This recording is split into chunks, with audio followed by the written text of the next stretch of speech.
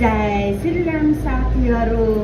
अब म नुहाई धुवाई गरेर पूजापाठ गरेर आइसकेँ किचनमा। अब मेरो छोरीले नै आजकल खाना पकाउँदैछ, उसको कलेजको छुट्टी भइसक्यो। अनि के पकाएछ म हेराउँदैछु हजुरहरूलाई।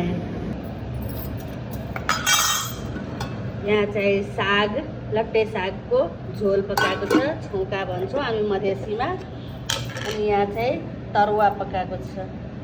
यो आलुको तरुवा हो, यो परवलको हो, यो चाहिँ भान्टाको हो। भान्टाको तरुवा हो, परवलको, आलुको, भान्टाको। यता चाहिँ करेलाको चाहिँ हालेछ, एउटा करेलाको तरुवा पनि दिएको छ।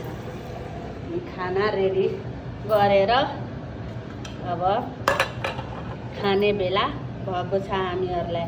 साथीहरू, भिडियो राम्रो लाग्छ भने लाइक, सेयर, कमेन्ट गर्नुहोला। जय श्री राम।